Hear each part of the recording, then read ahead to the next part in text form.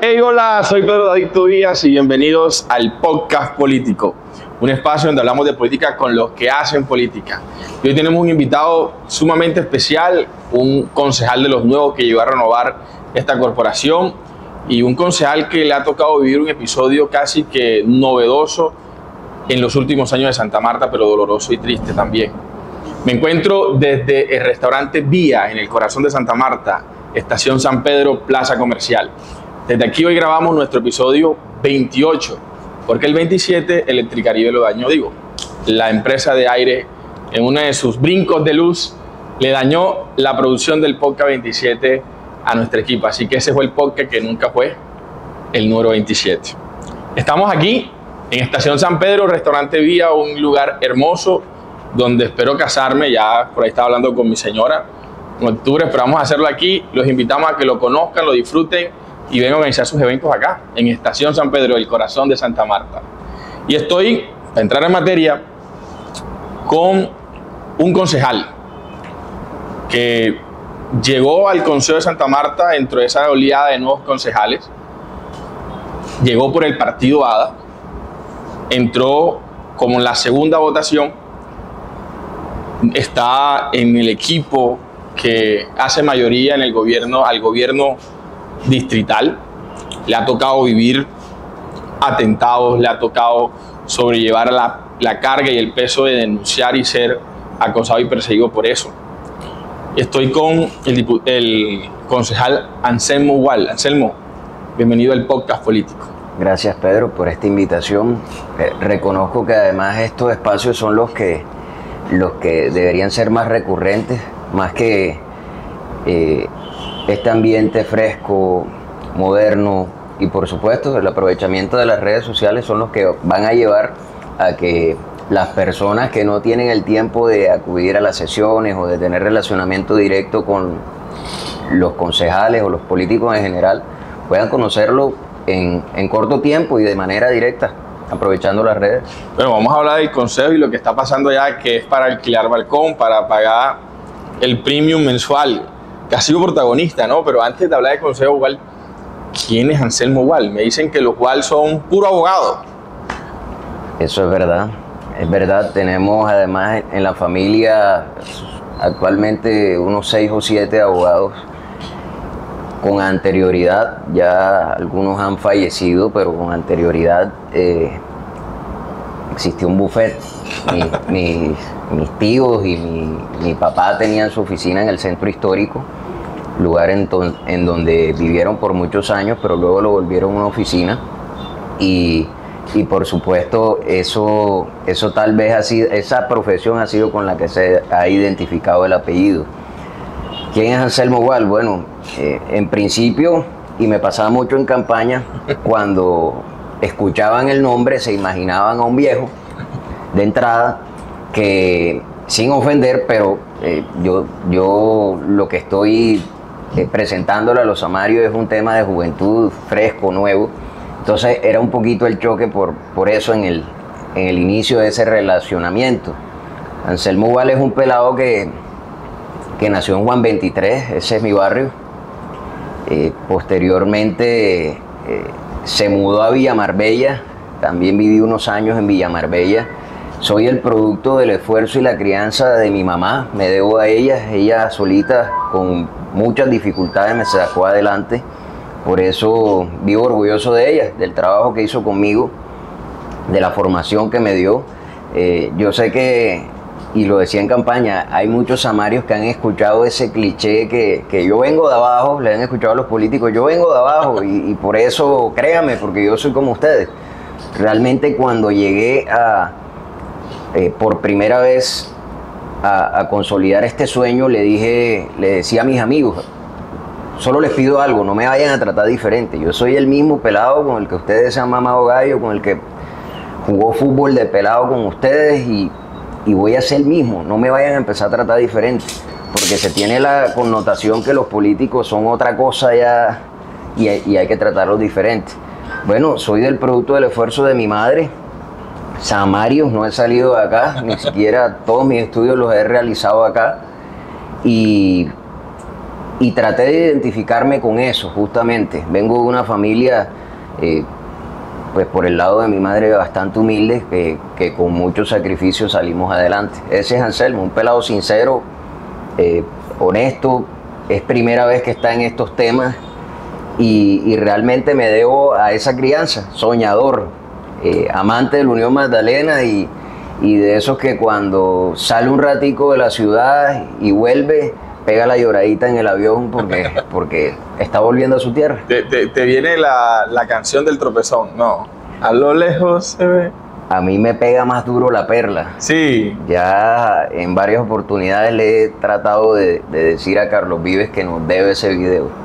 El video de Dar la Perla, total. Esperemos que por los 500 años nos pueda complacer con eso. Bueno, ahí hay una tarea, ¿no? Van a condecorar al de Dayan Díaz. Creo que la corporación también debería hacerle esa petición al Samario más significativo que tiene Santa Marta ante el mundo, ¿no? Así es, eso puede ser y te lo ha demostrado con actos, ¿no? Sí, claro. Él sí ama la tierra donde nació. Oye, ve aquí, ¿cómo nace esa idea tuya de ser concejal? ¿De quién fue el producto? ¿Fue tuya o fue del equipo? Como que, bueno, dijiste, no, voy a ser concejal de Santa Marta, o yo quiero ser alcalde, pero hay que ser concejal primero. ¿Cómo fue ese proceso de génesis de tu candidatura hoy credencial en el Consejo de Santa Marta? Bueno, lo primero es que la política en mí nunca ha sido ajena. Desde antes de cumplir los 18 años vengo participando en diferentes campañas políticas. Me las conozco todas: alcaldía, gobernación, congreso, consejo, asamblea. Y así había acaparado un grupo de amigos, a la familia, en decirles, ven, yo creo en este candidato, ayúdame, que yo creo en las propuestas de él, yo creo que podemos hacer algo, yo creo que podemos trabajar con él. Y durante 12 años, pidiendo para otros, hubo un momento que, de cara a estas elecciones, en un tema muy informal, la verdad, un integrante de la familia me pregunta, bueno, ¿y por qué y este año, como a quién vamos a apoyar en las próximas elecciones? Y yo de manera jocosa dije, bueno, a mí. En serio, esta vez sí es, ya llegó la hora. Y yo, un poco expectante de lo que pensaban, dije, bueno, a mí, ¿y qué tal? ¿Qué tal que sí? Bueno, sí, esta vez vamos a trabajarle a eso, vamos a ver qué pasa. Eso sin tener forma, digamos, en el proyecto, no había medido la inmensidad de lo que es una campaña política cuando uno es el candidato. Entonces, en conjunto con mi mamá, con mi esposa, empezamos a darle forma a esto, ubicando a algunos amigos, y el tema gustó. Bueno, ¿y por qué no? Nos parece una buena coyuntura. Mi mamá, por supuesto, ha visto que yo desde temprana edad empecé a cuestionarme sobre la falta de oportunidades en políticas de los jóvenes. Siempre los mismos, siempre los mismos, siempre los mismos. Por eso cada vez que salía un outsider, que le llaman ahora, entonces mi causa se orientaba hacia allá. Por eso desde allí, esa fue la génesis para que la candidatura pasara de una idea a precisamente una candidatura. Precisamente esa candidatura te llevó al Consejo, tu votación fue la segunda. Llegas al Consejo de Santa Marta y comienzas a hacer unas denuncias, comienzas a liderar esas banderas difíciles que a veces nadie quiere liderar y que son necesarias. Y ¡pum! Eres, creo yo, si mi memoria no me falla, desde que estoy en Santa Marta, de 2015 para acá, el primer concejal que le hace un atentado a bala. Quiero preguntarte por tu situación de seguridad, Anselmo. ¿Cómo ha vivido tu familia? ¿Cómo has vivido ese episodio? ¿Qué se ha hecho? ¿Cómo está tu seguridad? ¿Qué ha pasado desde ese momento que incluso desde Magdalena Joven, de diferentes organizaciones, exigimos que las autoridades te garantizaran tu vida? Bueno, fue un choque muy duro porque uno llegaba con todo ese ímpetu al consejo de proponer, de tratar de trabajar realmente, y se encuentra uno con este tipo de situaciones que lo que hacen es desmotivarte, que lo que hacen es aterrizarte. Deja de soñar tanto, que aquí las cosas no son como tú pensabas. Sí, creo que no hay antecedentes en el consejo sobre lo que me ocurrió, pero fue porque empecé a tocar fibras de manera muy directa. A mí siempre en los barrios me cuestionaban, pero es ¿por qué los concejales no hacen esto? ¿Por qué las denuncias? Si todo el mundo sabe, para el caso en concreto de las ollas de expendio de drogas, todo el mundo sabe que dicha casa en tal barrio es una olla de expendio de drogas. ¿Por qué nadie denuncia eso? Bueno, resulta que yo me tomé a la tarea de realizar esas denuncias y, por ponerte un ejemplo, el jueves 5 de la tarde hago el primer señalamiento con la comunidad, con la policía. A las 8 de la noche, que ya estaba en mi casa, tenía el primer mensaje amenazando. Fue ese choque entre el ímpetu de querer hacer, de querer trabajar, y chocarte con esas cosas no son así, espérate un momento. Sin embargo, cuando lo puse en conocimiento de las autoridades fue curioso, porque yo lo hice en una citación que realicé desde el Consejo el 29 de enero, para el debate de seguridad lo cité el 6 de febrero. Pero entonces mira cómo son las cosas. Yo hago un despliegue de toda la problemática de inseguridad en Santa Marta. ¿Qué citación hice? Cité al comandante de la Policía Metropolitana, cité al coronel Verdugo, que es el secretario de Seguridad y Convivencia, al secretario de Gobierno. Cité además a Migración Colombia, que hace parte de la problemática, porque en los 3 sucesos que he tenido he identificado que hay personas de nacionalidad extranjera que había en condición irregular, que había también que ponerlo en conocimiento de la autoridad competente. Y cité al director seccional de Fiscalía. Todo esto para que se viera articulado y la problemática se tratara de manera integral. Hice un despliegue de donde identificaba las dificultades de cada una de las instituciones y de las problemáticas, y cerrando, mira tú esto, cerrando el debate, lo comenté. Muestra de la inseguridad en Santa Marta es que yo estoy recibiendo amenazas que si yo me siento inseguro como concejal, ¿cómo se sentirán los ciudadanos que no tienen tal dignidad, tal cargo o lo que sea? El de a pie, que le llaman, que yo no me despego de eso. Y toda la prensa dio un vuelco desconociendo absolutamente todo el debate, y se concentraron fue en el concejal está recibiendo amenazas, está recibiendo amenazas. Así es. Entonces, para la familia fue muy duro, atendiendo a la pregunta, fue muy duro. Yo soy el hijo único de mi mamá. Además, tengo escasos 3 años de haberme casado con mi esposa. Y yo le decía jocosamente hace un tiempo que, yo le dije, oye, tú y yo tenemos 3 años de casado y a mí ya me han pegado 3 tiros en estos 3 años. O sea, ella dirá en su momento en qué me metí, yo por qué me metí con este tipo. Entonces fue un tema difícil de lidiar. Tengo que decir lo que me cambió la vida, porque comentaba que para mí lo más chévere era sentarse por lo menos uno en una tienda, llegar, comprar un tema acá, compartir con los amigos allá. Ese tipo de cosas se han cohibido, ese tipo de planes, porque realmente uno no tiene las condiciones de seguridad necesarias para eso. ¿No las tienes todavía? Bueno, vía judicial logré la implementación de un esquema de seguridad. No fue nada fácil. Las instituciones se niegan hasta lo último. Y bueno, hoy día me hicieron ya la implementación mediante un acto administrativo, pero realmente la peor pérdida que uno tiene es la pérdida de la tranquilidad. Eso no se recupera ni con 100 escoltas ni con nada de eso. Total. Igual, bueno, estás casado con una cienaguera. Así es. También de vínculos políticos, ¿no? Sí. Su papá fue, en el periodo anterior, el concejal más votado, creo que desde toda la historia de Ciénaga. Por eso te dije que conozco perfectamente.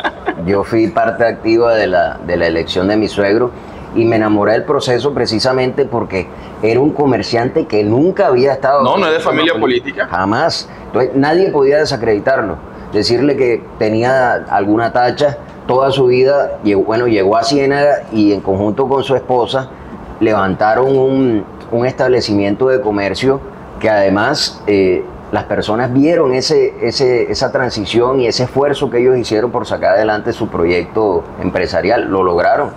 Entonces las personas creían porque lo vieron de abajo. Sí, claro.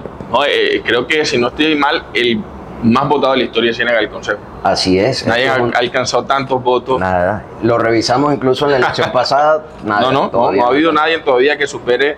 Y eso que él compitió junto, por ejemplo, con Carlos Padilla, sí, que le metió creo que 5 veces más dinero que ustedes a la campaña. Pero bueno, después hablamos de Ciénaga con tu cuñado, pero bueno, tenemos que tenerlo aquí en el podcast. Okay. Oye, ¿cómo va el Consejo de Santa Marta? El inicio fue turbulento. Hubo muchos comentarios que decían que que Anselmo Ubal estaba metido en las mayorías, que no quería a Chema en la presidencia. Arranquemos por el inicio, o sea, hablemos de esas mayorías que se crearon desde el proceso de elección de ustedes, porque una fecha fue la de usted y otra fecha fue la del alcalde. Así es. Ahí hubo 2 momentos. Un concejal en el recinto está denunciando que hay concejales que fueron a pedir puestos, que se sentaron con el candidato de la otra línea, que hicieron promesas, que juraron bandera. O sea, ¿cómo fue todo ese proceso, Walter? Bueno, si algo he logrado yo en el Consejo hasta ahora es constituir seriedad. Yo soy de una sola cara. Realmente, como tú lo enuncias en este momento, fueron 2 momentos. Hasta tanto al alcalde Carlos Pinedo no le habían entregado la credencial, se estaba moviendo todo, el tema del consejo estaba clarísimo, ¿no? Y se estaba moviendo todo en virtud de el que hasta ese momento era el alcalde, o así lo dictaba todos los parámetros jurídicos y electorales. Por supuesto, empezó la dinámica de los electos a moverse y en esa consolidación de que era un consejo tan renovado, por supuesto, empezaron a sonar nombres que no generaban rechazo, entre esos el mío. Yo, a diferencia de algunos, porque no conozco las realidades de cada quien en específico, pues uno cuenta, una mayoría en el consejo debe ser más de 10, ¿no? Yo asumo eso.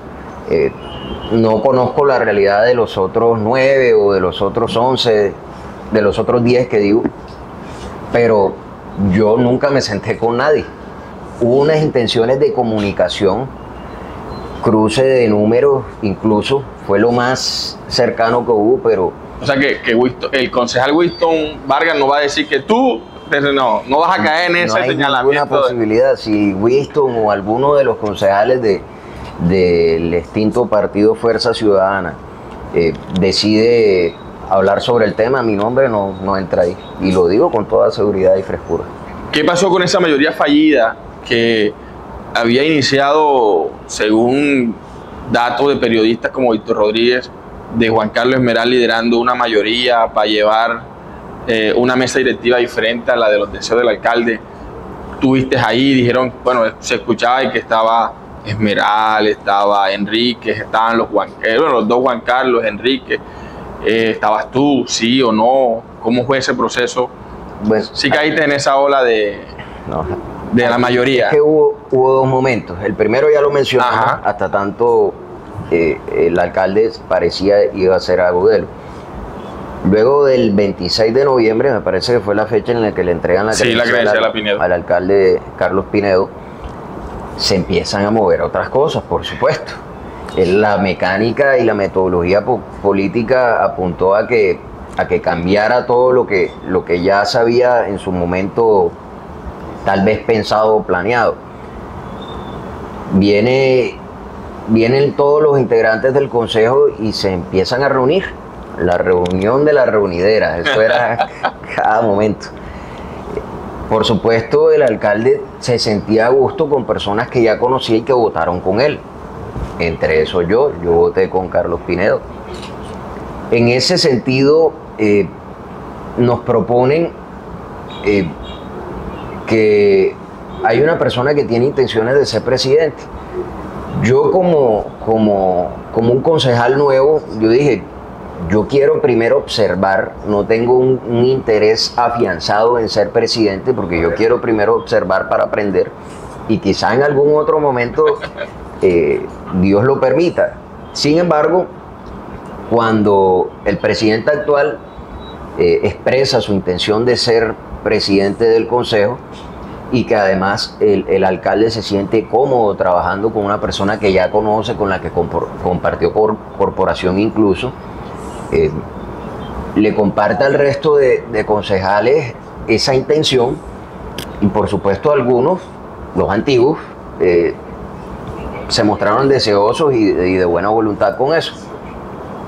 De los nuevos, pocos estaban inconformes porque realmente, como yo, pensaban varios. ¿Sí?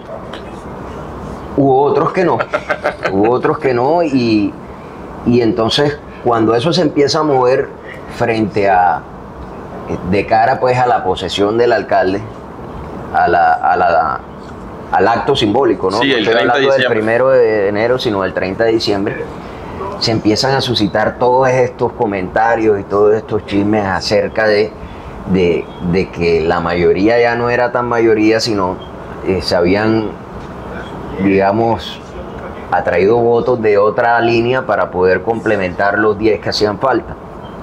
O sea, estaban sumando los 4 opositores. Estaban sumando los otros.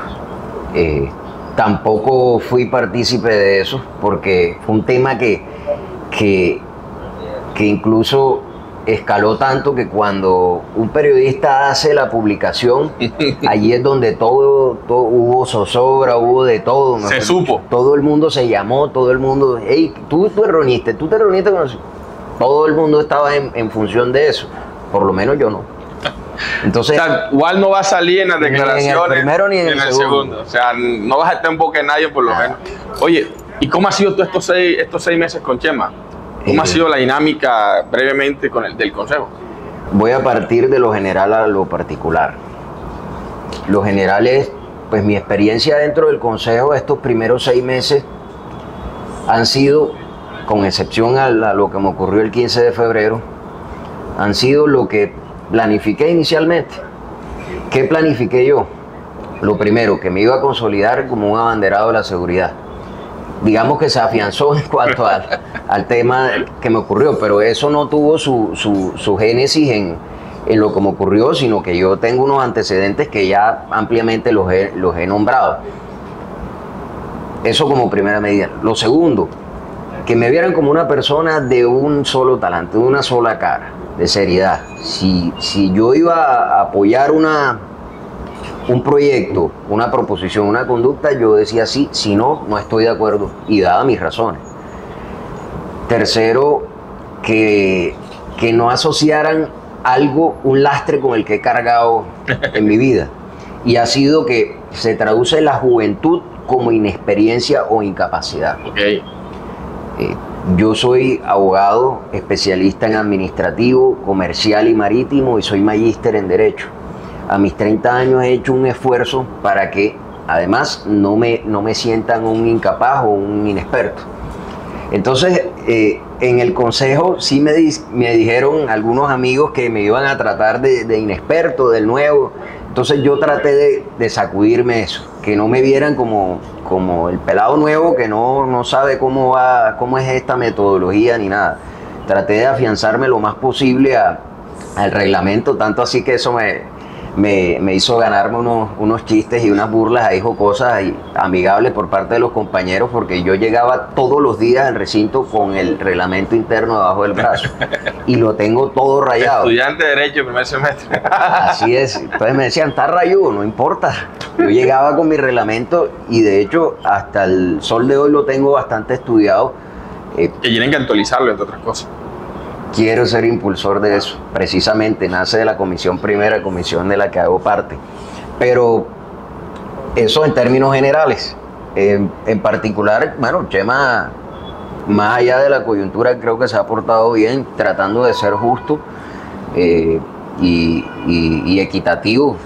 Lidiar una mayoría en donde la mayoría son nuevos no es fácil. Y lidiar un consejo donde hay un mono también, que es bastante complejo. También, ¿no? él tiene que estar, digamos, revestirse de paciencia, de dinamismo y de, por supuesto, mucha tranquilidad. ¿Crees en el plan de desarrollo que aprobaste? Sí, creo en él porque estuve en el proceso. Yo asistí a muchas de las mesas en las cuales se estaban conformando el plan de desarrollo. ¿Y sabes qué me gustó? Me gustó que las agremiaciones, los sectores, los líderes se afanaban porque el consejo los escuchara, por radicar un oficio, porque fueran citados al consejo. Eso con anterioridad no estaba tan afianzado. Se preocuparon por ser incluidos en el plan de desarrollo. Entonces creo que hay mucha inclusión. Eso es lo que reina ahí. ¿Qué crees o qué esperas, más bien, qué esperas, qué te gustaría que se aprobara ese plan de desarrollo? Que se aprobara, que se realizara. Que se realizara, ¿sabes? Que se realizara el plan de desarrollo. Pues lo ideal sería que todo, pero como no vamos a ser soñadores, le voy a apuntar únicamente a dos. ¿A qué? El agua, pero sin tanta parafernalia, sin tanto protocolo. Que las soluciones. Ya, algo. Si no es total, que sea parcial. Los técnicos ya dirán, pero sin ser pesimistas, hasta qué punto se puede avanzar en eso. Pero es que ya han aprobado varias veces un proyecto y todavía no se hace nada. Agua. ¿Y segundo? Seguridad. Seguridad. Tiene que ser. No podría ser diferente. ¿Cómo ves la ciudad de los 500 años? Bueno, veo una ciudad expectante, esperanzada. Veo una ciudad que requiere proyectos. Veo una ciudad que por fin deberá disipar esos odios y esas divisiones en las que estamos inmersos. El Samario no era así. Le decía a mi esposa que había identificado que el Samario lleva ahora una predisposición, una intolerancia que se nota en la calle. Tú sales y te das cuenta que la persona está de mal genio, está predispuesta al problema. Sí, uno siente el ambiente como pesado de pelea, la cosa. Entonces, antes todo era, ya no pasó nada. No, ya ahora nada. El tema es ya para adelante. Entonces, creo que en medida que este tema de los 500 años le restemos el tema de fiesta y el tema de exaltaciones y empecemos realmente a dignificar lo que significan 500 años y que nos sintamos seguros de que si vamos a cumplir 500 años, hay otras ciudades que han avanzado muchísimo más y que es vergonzoso que estemos en el estado en el que estamos. Barranquilla con 200 y pico años. Así, de esa manera, vamos a poder sentir más amor por la ciudad. Te voy a decir, mi eslogan de campaña, y no solo de campaña, de proyecto, se llama Santa Marta, mi amor. Mi amor. Mi amor. Como coqueteando ahí.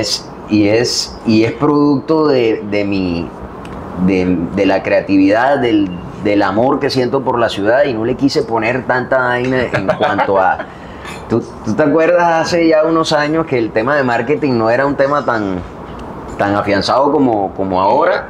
¿Te acuerdas los eslogans de los políticos? El hombre no sé qué, el de tal cosa. O sea, bueno, yo dije, yo jamás y nunca quiero un tema así.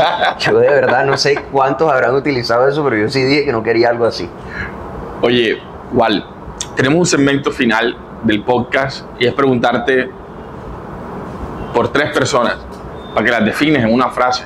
Ok, manda para ver. Te voy a comenzar con la más fácil. Ajá. Carlos Caicedo. Definición. Definición, un nombre, una palabra, ¿cómo lo define?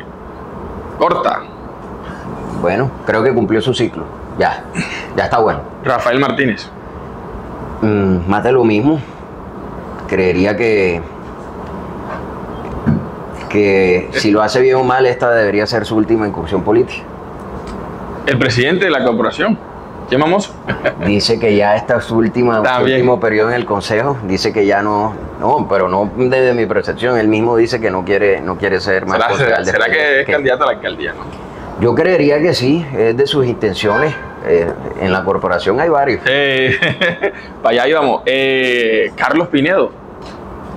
Bueno, un hombre con muchas responsabilidades, con un reto gigantesco. Está en él la carga de si retrocedemos o esta ciudad empieza a ver otros actores políticos. El último, el man del agua. Una figura que muchos asocian que está ahí contigo y que también fue partícipe de ese triunfo.